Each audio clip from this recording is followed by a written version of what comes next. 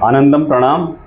अगला जो सूत्र है 19वां सूत्र, द 19th सूत्र from the second chapter called साधन पाद, which is indicating us for the 4 stage of this gunas, the nature. This basically ये सूत्र जो है हमें मैटर से एनर्जी, एनर्जी से सुपर कॉन्शियसनेस की तरफ लेके जाने वाला है। और जो यहाँ पे बताया गया है कि जो इनवॉलंटरिंग प्रोसेस है उसकी 4 अवस्थाएं हैं।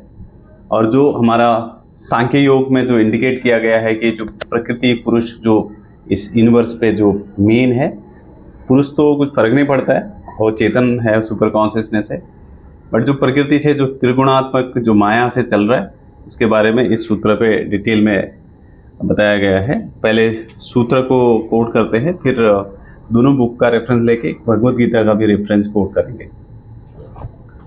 द 19th सूत्र सेज विशेषा विशेष लिंग मात्रा लिंगानि गुण पर्वाणि। विशेषा विशेष लिंग मात्रानि लिंगानि गुण पर्वाणि। अब विशेष क्या है इसमें, मैं पहले योग विद्या निकेतन की जो आनंद ऋषि जी की किताब की जो रेफरेंस दिया गया है, सांख्य योग में जो कोट किया गया है, उस सांख्य योग की जो डेफिनेशन है उससे उसी से रिलेट करके इस सूत्र को आगे बढ़ाऊंगा। 5 पंचमहाभूत है, जो 24 प्रकृति तक पहुंचने के लिए 24 चीज़ें बताई गई हैं वहाँ पे, और 25वां जो कॉन्शियसनेस चेतन है, पुरुष है। तो पंचमहाभूत है 5। What is that? Water, earth, sky, fire and air. And then 5 senses, हमारे 5 इंद्रियां, एंड देन 5 कर्म इंद्रियां, 5 action organs, it is 15। And then पंच तन मात्रा है, जो आपके मन से, बुद्धि से, अहंकार से कहीं से भी पकड़ नहीं सकते, very subtler, that is called पंच तन मात्रा है। रूप, रस, स्पर्श, गंध एंड रस, जो 5 जो पंच तन मात्राएं हैं, this is 20। And I consciousness, मैं, मन, then buddhi, intellect, and beyond that, that is called prakriti and called this guna। अब वो गुण जो सत्वगुण है, रजोगुण है, तमोगुण है, इससे ही पूरा संसार चल रहा है। ये सांख्य योग का है। दूसरा एक कोट करते हैं जो भगवद गीता का 7वां अध्याय है, जो परा और अपरा विद्या के बारे में बताते हैं कृष्ण हमें। 7.4 सूत्र में वो बताया गया है कि उन्होंने 8 चीज़ें बताई है।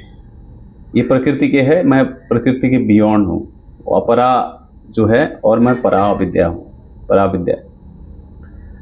सूत्र ऐसा कहता है कि भूमि रापो नलो वायु ख मनोबुद्धि रेव च अहंकारम इतियम में भिन्ना प्रकृति रष्टाधा। भूमि, जल, तेज, वायु, आकाश, मन, बुद्धि और अहंकार, ये अपराय है। ये 8 प्रकार के वाली मेरी अपराय विद्या है। मैं उस अपरा से बाहर हूँ, परा विद्या हूँ, आत्म हूँ और चेतन हूँ, कॉन्शियसनेस हूँ। यही भगवद गीता में भी इंडिकेट किया गया है। अब इनकी 4 अवस्थाएं क्या क्या है? जो फर्स्ट है विशेष, कोई इसको वितर्क भी कहते हैं। यहाँ पे जो चीज़ें होती है अवतर्क होते हैं, मतलब वितर्क मतलब पहली अवस्था है इन गुणों की। जो दूसरी अवस्था है अविशेष, विचार समाधि भी कहते हैं। उसमें कोई भेद नहीं होता, आपका एकाग्र हो जाता है, एकात्मा होता है किसी वस्तु के साथ, उसके साथ। ये दूसरा है इसका गुण। तो तीसरा है लिंग मात्रा, ये आनंद की अवस्था है। ये एक चिन्ह दिखाई देता है जब आपका किसी वस्तु पे संयम से, मन से उसको पूरा नियंत्रण कर सकते हैं, तब वो तीसरी अवस्था है। And the fourth stage is आलिंगन, निर्बीज समाधि कहते हैं इसे।